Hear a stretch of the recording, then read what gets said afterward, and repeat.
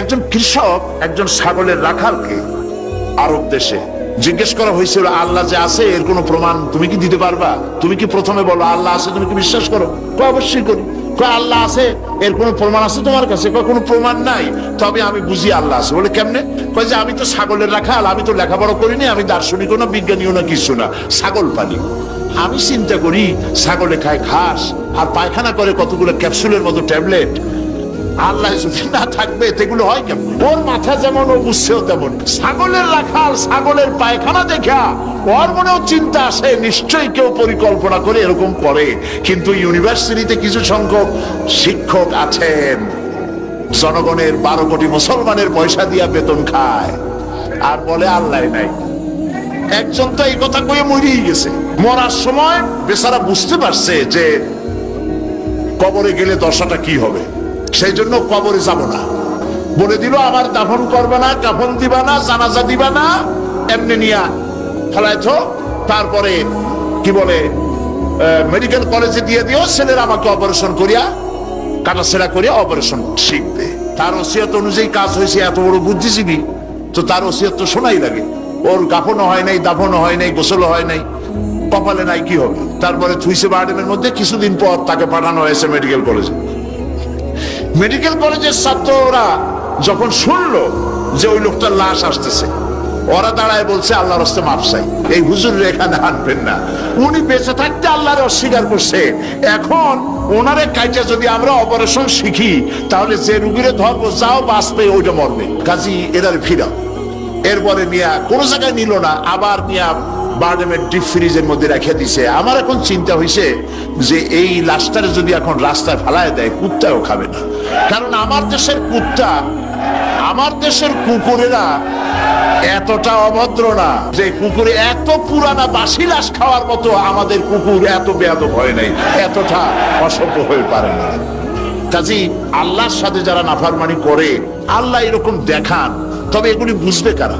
আল্লাহ রাব্বুল আলামিন বলেন وَتِلْكَ الْأَمْثَالُ نَضْرِبُهَا لِلنَّاسِ وَمَا يَعْقِلُهَا إِلَّا الْعَالِمُونَ।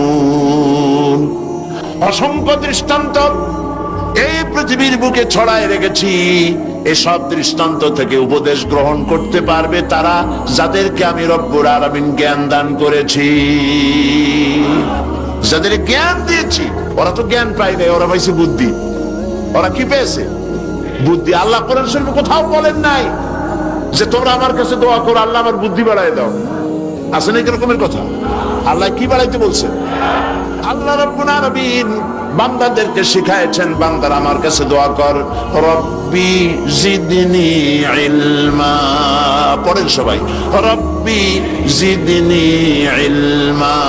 আয় আমার রব, আয় আমার স্রষ্টা, তুমি আমার ইলমকে, আমার জ্ঞানকে বৃদ্ধি করে দাও। বলেন সুবহানাল্লাহ। সুতরাং আল্লাহ রাব্বুল আলামিন সম্পর্কে সামান্য লেখাপড়া যারা করে ওরা আল্লাহরে বুঝবে কি করে? তবে আল্লাহ কোনো অ্যাকশন নেন না।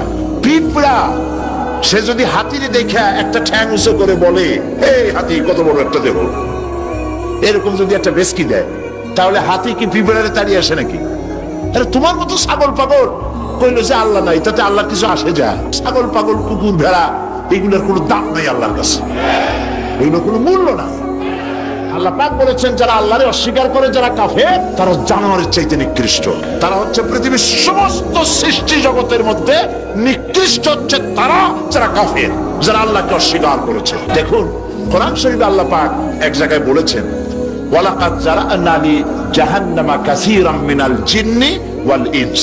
আমি মানুষ এবং জিনেদের মধ্যে এক শ্রেণীর মানুষ আর জিনকে তৈরি করেছি জাহান্নামের জন্য।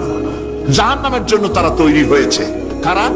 লাহুম কুলুবুন লা ইয়াফকাহুনা বিহা, যাদেরকে অন্তঃকরণ দিয়েছি, এই অন্তঃকরণ দিয়ে সব বুঝলো, এই বিবেক দিয়ে সব বুঝলো, কিন্তু আমারে বুঝলো না, আমার সৃষ্টি বুঝলো না। ওয়ালাহুম আয়ুনুন লা ইউবসিরুনা বিহা, তাদের চোখ দিছি কিন্তু চোখ দিয়ে সব দেখলো, আমার সৃষ্টি দেখে আমাকে চিনলো না। তাদের কান দিলাম, এ কান দিয়া সব শুনলো, কিন্তু মজলুম দুর্বলের ফরিয়াদ তাদের কানের মধ্যে ঢুকলো না। উলাইকা কাল আনআম, আল্লাহ পাক বলেন এগুলি হলো চতুষ্পদ। কি কোন আপনারা বলেন কি? জানোয়ার। কে বলতেছেন? আপনারা কি রাগ করতেছেন নাকি? আর রাগ করলে হবেটা কি? সৃষ্টি যিনি করেছেন, এই পদবাচ্যে বিশেষিত বিবেচিত করেছেন সেই আল্লাহ। আল্লাহ পাকই বলছেন বিবেক দিলাম, আমাকে চিনলে না, চোখ দিলাম, আমার সৃষ্টি দেখে আমাকে উপলব্ধি করলে না, হেদায়েত পেলে না, কান দিলাম, হক শুনলে না। উলাইকা কাল আনআম, মালিক চেনো নাই, কাজী তুমি হচ্ছ চতুষ্পদ জানোয়ারের মতো। এ পর্যন্ত বললে না হয় হতো, কিন্তু আল্লাহ আর একটু আগায় গেলেন। আল্লাহ পাক সামনে গিয়ে বললেন বাল হোক আদাল, জানোয়ারের চাইতে নিকৃষ্ট। আমি এটা বুঝি নাই, জানোয়ারের চাইতে নিকৃষ্ট আল্লাহ কইলেন কেন? পরে অনেক চিন্তা করে বুঝে আসলো। আল্লাহ পাক বলেছেন বুঝতে চেষ্টা করতে চাইলে আল্লাহ পাক বোঝার ব্যবস্থা করে দেন। সুবহানাল্লাহ। তো এটা কেন জানোয়ারের মতো হইল কেন? পরে চিন্তা করে দেখলাম যে বিষয়টা হচ্ছে মালিককে চেনা নিয়ে, আল্লাহকে চেনা নিয়ে। পশুতে কিন্তু মালিক চেনে, পশুতে মালিক চেনে। যেমন আপনারা বাড়িতে যদি কেউ কুকুর পোষেন, কুকুর পোষেন অনেকে, এই কুকুর পোষেন কেন? কুকুর পুষেছেন চোর ডাকাত যাতে বাড়িতে হামলা না করতে পারে, সেই জন্য কুকুর পুষেছেন। গভীর রাত্রে মানুষের পায়ের আওয়াজ পাওয়ার সাথে সাথে কুকুর তার ভাষায় বিরাট গর্জন করে ওঠে, ঠিক কিনা? তার ভাষায় সে বলে, সে বলতে থাকে, তার ভাষায় সে বলে থাম, স্টপ, পরিচয় দে তুমি কে। এখন ওই লোকটা যদি মালিক হয়, বাড়ির মালিক, কুত্তার মালিক, তাহলে সে যখন বলে কুকুর একটা নাম রাখে, ডবলু বল্টু কিছু একটা রেখে দেয়, তো কুত্তার নাম ধরে কুত্তারে ডাক দিল থাম। কুত্তা তখন বোঝে আমি তো ভুল করছি, এ তো আমার মালিক। কুত্তা তখন কাছে চলে যায়, গায়ে লেজ নাড়াইয়া গায়ে বুলাতে থাকে। লেজ নাড়ানো মানে কুত্তায় গ্রিন সিগন্যাল দিয়ে দিছে, আপনি যাইতে পারেন, আপনার কোনো অসুবিধা নেই বাড়িতে ঢোকার ব্যাপারে। তাহলে দেখা গেল কুত্তায় মালিক চেনে। কুত্তা কি করে? আবার যদি চোর আর ডাকাত আসে, তাহলে কুকুর ঘেউ করে ওঠার সঙ্গে সঙ্গে চোর বা ডাকাত আওয়াজ তো করতে পারবে না, তার মালিক জেগে উঠবে। দৌড়াতে গেলে আর উপায় নাই, কুত্তা আবার এখন আর লেজ নাড়বে না, চাপ করে পড়বে এবং কামড়ায় ধরবে তার ঠ্যাং অথবা ঘাড়। তাহলে বোঝা গেল কুত্তায় শত্রুও চেনে, মালিকও চেনে। কিন্তু এক শ্রেণীর নাস্তিক, তথাকথিত এক শ্রেণীর বুদ্ধিজীবী যারা আল্লাহকে অস্বীকার করেছে, সব বুদ্ধিজীবী খারাপ তা না, কিছু বুদ্ধিজীবী তো নিশ্চয়ই ভালো, ঠিক কিনা বলেন?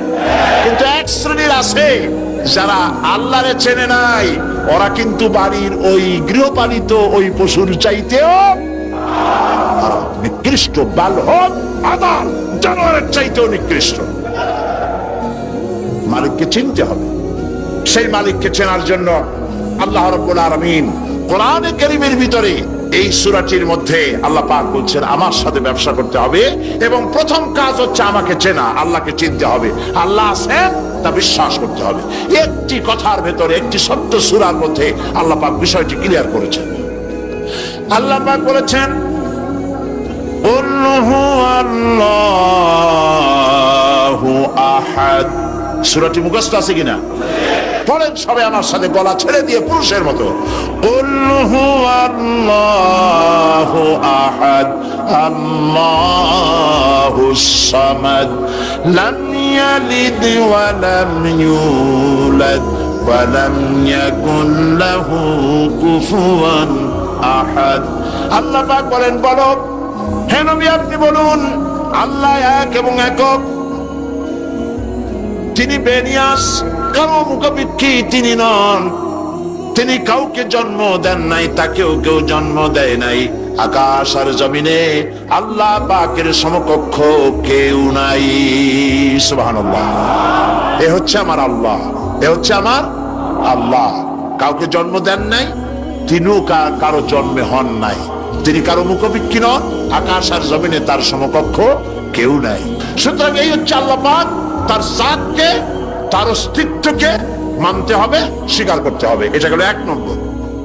দু নম্বরের কথা হচ্ছে, যেহেতু ইমানের উপরে আমি ব্যাপক কথা আলোচনা করতে চাই ইনশাআল্লাহ, সেই জন্য খুব বেশি ব্যাখ্যা দিচ্ছি না। দুই নম্বরে হচ্ছে, আমি বলছিলাম কয়টা শর্ত? চারটে। এক নম্বর কি? আল্লাহর অস্তিত্ব। দুই নম্বরে হচ্ছে আল্লাহর গুণাবলী, গুণাবলীকে স্বীকার করা। পানিকে বিশ্বাস করতে হবে, পানি ডুবাই দিতে পারে, ভিজাইতে পারে। পানির এই ধর্ম সহকারে, এই শক্তি সহকারে পানিকে বিশ্বাস করতে হবে। পয়জনকে বিশ্বাস করতে হবে, তাকে পান করলে আমি মরে যেতে পারি। সাপে দংশন করলে মরে যেতে পারি, সাপকে এভাবে বিশ্বাস করতে হবে। বাঘকে বিশ্বাস করতে পারে হতে হবে যে সে যে কোনো মুহূর্তে আমাকে হামলা করতে পারে। প্রত্যেক জিনিসের শক্তি সহকারে, আগুন সে জ্বালাতে পারে, পোড়াতে পারে, এই শক্তি সহকারে বিশ্বাস করতে হবে। আল্লাহরে বিশ্বাস করবেন কিভাবে? আল্লাহর গুণাবলী সহকারে। বলেন, আল্লাহকে বিশ্বাস করবেন কিভাবে? তার গুণাবলী সহকারে বিশ্বাস করতে হবে। শুধু যদি বলেন আল্লাহরে বিশ্বাস করি, হবে না। আল্লাহর গুণ সহকারে বিশ্বাস করতে হবে। এক নম্বর গুণিত হচ্ছে আল্লাহ হচ্ছেন খালিক, তিনি হচ্ছেন স্রষ্টা। আল্লাহকে আমার স্রষ্টা, আমার রব, গোটা বিশ্বের রব, বিশাল আকাশের মালিক, জমিনের মালিক, বিস্তীর্ণ পৃথিবীর মালিক, সব কিছুর একচ্ছত্র মালিককে আল্লাহ পাককে স্রষ্টা হিসেবে মানতে হবে। তিনি সৃষ্টি করেছেন, তিনি রব, তিনি সৃষ্টি করেন, তিনি প্রতিপালন করেন, তিনি পূর্ণতায় পৌঁছে দেন। এই হিসাবে তিনি তাকে বিশ্বাস করতে হবে। গোটা সৃষ্টিকে প্রতিপালন করার জন্য পানি দরকার। এই পানির বন্দোবস্ত কে করেছেন? বলেন, কে করেছেন? এই পৃথিবীর 4 ভাগের 3 ভাগ কি? বলেন কি?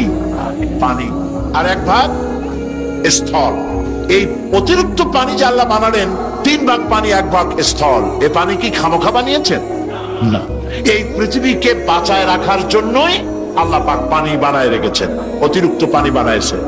আবার ওই পানি সব জায়গায় পৌঁছতে পারবে না বলে আল্লাহ বিরাট জলাধার বানিয়েছেন, সমুদ্র, মহাসমুদ্র, বিরাট বিরাট দরিয়া। এতে পানি সব জায়গায় পৌঁছবে না বলে আল্লাহ পাক আবার খাল বানিয়েছেন, নদী বানিয়েছেন, বিল বানিয়েছেন, হাওর বানিয়েছেন। মাটির পরতে পরতে আল্লাহ পাক পানি রেখে দিয়েছেন। সুবহানাল্লাহ। তারপরে এতেও হবে না, সেই জন্য আল্লাহ পাক আবার সমুদ্র থেকে পানিগুলি তুলে মেঘমালায় পরিণত করে বৃষ্টির আকারে ফোঁটা ফোঁটা পানি দিয়ে কোথায় কোথায় শুকনা একটা বালুকণা আছে তাকেও খুঁজে বার করে পানি দিয়ে আল্লাহ পাক সিক্ত করে দেন, ভিজায় দেন। এ হচ্ছে আল্লাহ। তার এই প্রতিপালনের শক্তি সহকারে, গুণ সহকারে তাকে বিশ্বাস করতে হবে। সবকিছুর স্রষ্টা তিনি, মালিক তিনি। ওই আল্লাহ রাব্বুল আলামিন, তার গুণাবলী সহকারে বিশ্বাস করতে হবে।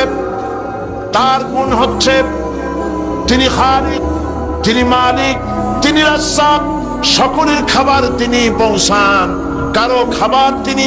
পৃথিবীতে যত প্রাণী তৈরি করেছেন সকলের খাবারও তিনি তৈরি করে দিয়েছেন। আল্লাহ পাক বলেছেন, ওয়া মা মিন দাব্বাতিন ফিল আরদি ইল্লা আলাল্লাহি রিজকুহা। পৃথিবীর ভিতরে এমন কোন প্রাণী নাই, এমন কোন জীব নাই যার রিজকের দায়িত্ব আমি আল্লাহ গ্রহণ করি নাই। সুবহানাল্লাহ। সকল প্রাণী জগতের খাবার কে তৈরি করেছেন? খাবার পৌঁছায়ছেন কে? একটা দৃষ্টান্ত দেই, যেহেতু আজকে এই বিষয় আমি বলবো না, একটা দৃষ্টান্ত দেই বোঝার জন্য। আপনারা মুরগির ডিম দেখছেন নিশ্চয়ই, অন্যান্য পাখির ডিমও দেখেছেন। এই ডিমের ভিতর থেকে বাচ্চা হয় ডিমের কোন অংশ দিয়ে? ভেতরের কুসুমটা দিয়েই কি হয় বলেন? বাচ্চা হয়। বাচ্চা যখন ডিমের ভিতরে হলো তখন তার প্রাণ আসছে। এই প্রাণ আসার পর, প্রাণ আসার সাথে সাথে বাচ্চার ক্ষুধার উদ্রেক হয়েছে, খাবেটা কি? ডিমের ভিতরে খাবার পৌঁছতে গেলে ডিম তো ফেটেই যাবে, বাচ্চা মরে যাবে। এখন খাবারটা দুনিয়ার কোন বিজ্ঞানী ডিমের পেটের মধ্যে, ডিমের মধ্যের বাচ্চাকে খাবার পৌঁছতে পারবে কি? তাহলে ওই ডিমের মধ্যে বাচ্চাটাকে খাবার কে দেন? কিভাবে দেন দেখছেন আপনারা? কুসুমের বাইরে যে সাদা অংশটা থাকে এটা হচ্ছে প্রোটিন, এটা হচ্ছে খাদ্য। যতদিন এই বাচ্চাটা কুসুমের ভিতর থেকে বাচ্চায় পরিণত হয়ে যতদিন ডিমের মধ্যে থাকা লাগবে, 18 দিন বা 19 দিন, যতদিন থাকা লাগবে ততদিনের খাদ্য ওর চতুর্পাশে রেখে দেওয়া হয়েছে। সবটুকুন খেয়ে খেয়ে যেদিন তার সবটা সাদা অংশ খাওয়া হয়ে গেল তখন ঠোঁট দিয়ে পাতলা পর্দাকে ফাটায় দিয়া পৃথিবীর মাঝে বেরিয়ে আসে। এই বাচ্চাটির খাবার কে দিয়েছে? আল্লাহ পাক। সমস্ত প্রাণীর খাদ্য তিনি পৌঁছে দিয়েছেন।